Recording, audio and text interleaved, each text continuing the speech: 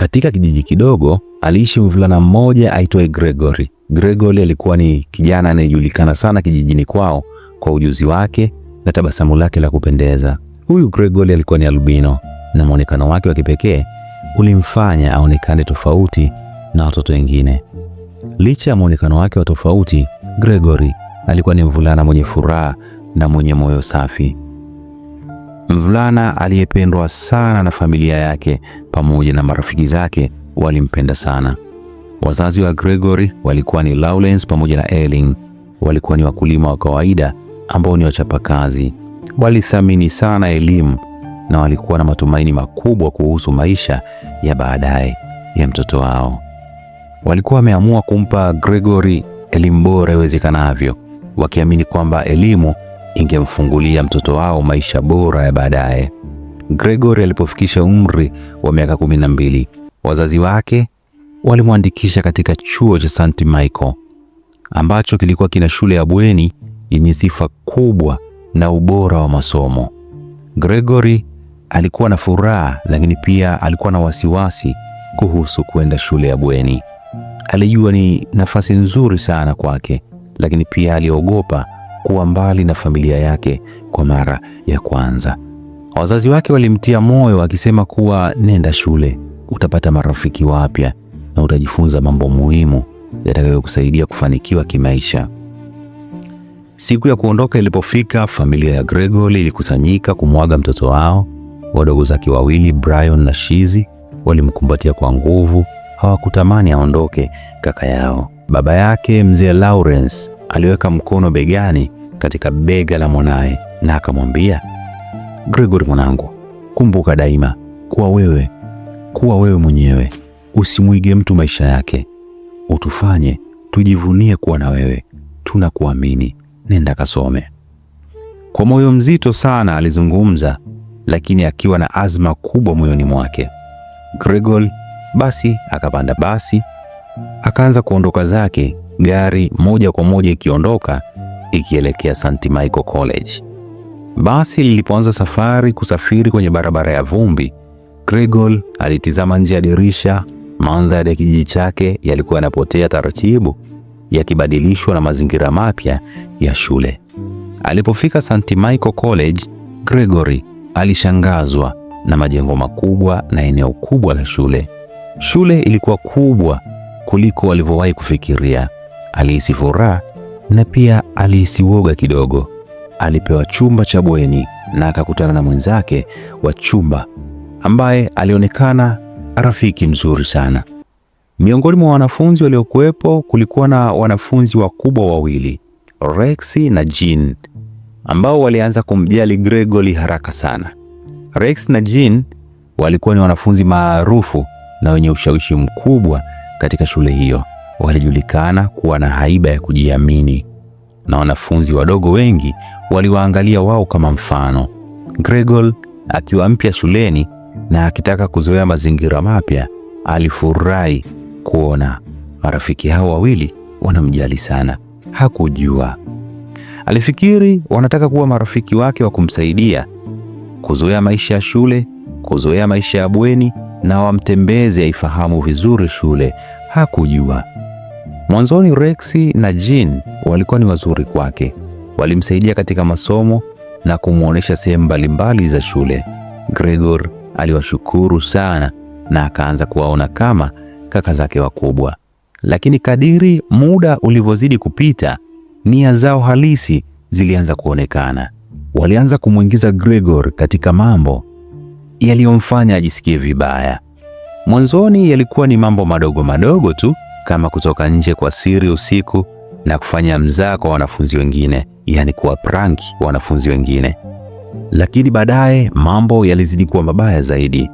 Walianza kumlazimisha Gregory kufanya mambo yasiyofaa, ikiwa ni pamoja na kujaribu dawa za kulevya pamoja na pombe, yani bangi pamoja na pombe. Gregory alihisi amenaswa na aliogopa sana, lakini hakujua jinsi ya kukataa. Usiku mmoja, Rex na Jean walimpeleka Gregory katika eneo la siri ndani ya shule.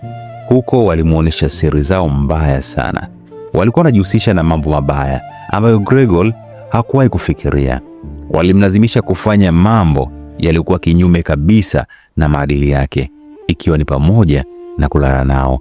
Yaani walikuwa wanashiriki mapenzi ya jinsia moja, ushoga.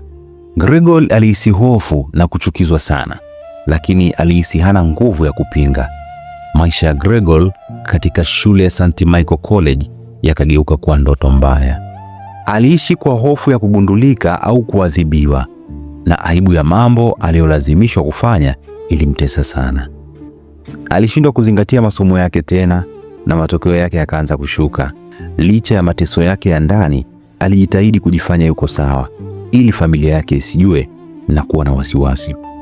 Miaka ilipita na Gregor aliendelea kuvumilia mateso ya maisha ya shule ya bweni, akiendelea kuficha siri zake, akiogopa matokeo kama mtu yoyote yule angegundua. Hatimaye siku ilifika ya kuhitimu kutoka St. Michael College. Alipotembea jukwani kupokea cheti chake, alihisi nafuu, lakini alikuwa na hofu sana. Alikuwa huru kutoka katika ile shule, lakini kumbukumbu za mateso yake zilimfuata. Gregor alirudi kijijini kwao, akitumaini kuacha nyuma yaliyopita na kuanza maisha mapya. Wazazi wake walimkaribisha kwa furaha kubwa, wakijivunia mafanikio yake. Hawakujua kabisa kile ambacho mtoto wao alikipitia. Gregor pia hakupata moyo wa kuambia ukweli wazazi wake. Alijaribu kuwa jasiri na kuendelea na maisha, lakini majeraha ndani ya moyo wake yalikuwa ni makubwa sana. Licha ya upendo wa familia yake, Gregor alipata ugumu kupata amani. Alijawa na hisia za hatia na aibu, na kumbukumbu za shule zilimsumbua. Alijua anahitaji msaada, lakini hakujua aanzie wapi. Siku moja alipokuwa anatembea katika mashamba, alikutana na rafiki yake wa zamani ambaye alikuwa ni rafiki wa shule ya msingi aliyekuwa anaitwa Amy. Amy pia alikuwa amemaliza shule ya sekondari na alikuwa anajiandaa kwenda chuo kikuu. Walifurahi kukutana, wakaamua kukaa chini ya mti kupumzika na kuzungumza.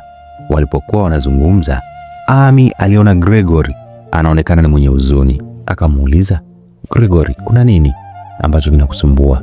Hauonekani kama kawaida. Gregor alisita kidogo, lakini wema wa Amy ulimtia moyo kuweza kuzungumza naye. Akasema, ni hadithi ndefu Amy. Nilipitia mambo magumu sana huko St. Michael College, mambo ambayo ni vigumu kuyaeleza. Amy alimsikiliza kwa makini na kusema, huna haja ya kueleza kila kitu sasa, lakini kama siku yoyote utahitaji kuzungumza, nipo hapa kwa ajili yako. Gregor alihisi nafuu moyoni mwake baada ya kutambua kwamba kuna mtu anayejali. Kulimfanya asijisikie mpweke katika maisha yake. Alimshukuru Amy na kuahidi kuwa atakapokuwa tayari atazungumza naye. Kadiri muda ulivyopita, Gregor alianza kupata faraja katika nyakati mbalimbali. Polepole alianza kufunguka.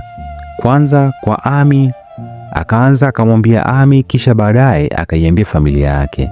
Aliwaeleza kuhusu unyanyasaji na shinikizo kutoka kwa wanafunzi wenzake ambao walikuwa ni wakubwa, lakini hakuweza kueleza kila kitu kilichotokea. Wazazi wake walihuzunika sana kusikia aliyoyapitia na walijuta kutogundua mapema. Walimhakikishia kuwa wanampenda sana. Msaada wao ulimsaidia Gregor kuanza kupona, ingawa safari ya kupona ilikuwa ni ndefu na yenye changamoto. Siku moja alipokuwa sokoni kijijini, Gregor alisikia watu wakiongea kuhusu mshauri mpya aliyekuwa amehamia katika jamii yao. Mshauri huyo aliitwa Bi Brenda. Alijulikana kwa huruma yake na uwezo wake wa kuwasaidia watu waliopitia matatizo makubwa. Gregor aliamua kumtafuta, akitumaini akizungumza naye angeweza kumsaidia. Bi Brenda alimkaribisha kwa tabasamu la upendo. Alimsikiliza kwa makini wakati Gregor alipokuwa akijielezea na akimsimulia hadithi ya maisha yake. Kupitia mazungumzo ya Gregor, alianza kuelewa kuwa aliyofanyiwa hayakuwa kosa lake, ni kwamba anastahili kupona na kuwa na furaha. Bi Brenda alimfundisha njia za kukabiliana na hofu na ndoto mbaya. Pia alimsaidia kuweka malengo ya maisha yake ya baadaye kuwa salama. Kwa msaada wake, Gregor alianza kurudisha kujiamini. Akiwa amehamasishwa na msaada wa Bi Brenda, Gregor aliamua kuendelea na masomo. Aliomba kujiunga na chuo kikuu kilichokuwa karibu. Alichagua kusoma kazi za kijamii, yani social work, ili aweze kusaidia watu wengine waliopitia matatizo kama yake. Alipokuwa anajiandaa kwenda chuo kikuu, Gregor alihisi lengo jipya la maisha. Alijua safari yake ya kupona bado haijaisha, lakini hakuwa peke yake tena. Kwa upendo wa familia yake, msaada wa marafiki zake na mwongozo wa Bi Brenda, aliamini kuwa anaweza kushinda aliyoyapitia. Siku ya kuondoka kwenda chuo kikuu ilipofika, familia yake ilikusanyika tena kwa ajili ya kumwaga. Baba yake Lawrence alisema, tunajivunia sana wewe Gregor. Kumbuka, chochote kitakachotokea, sisi tupo pamoja na wewe. Usisite kutuhusisha. Mama yake Ellen alimkumbatia kwa nguvu, huku machozi yakimtoka na kusema, umepitia mengi sana, lakini wewe ni mwenye nguvu mwanangu. Nenda ukaoneshe dunia kile unachoweza kukifanya. Gregor alitabasamu, akahisi upendo mkubwa kutoka katika familia yake.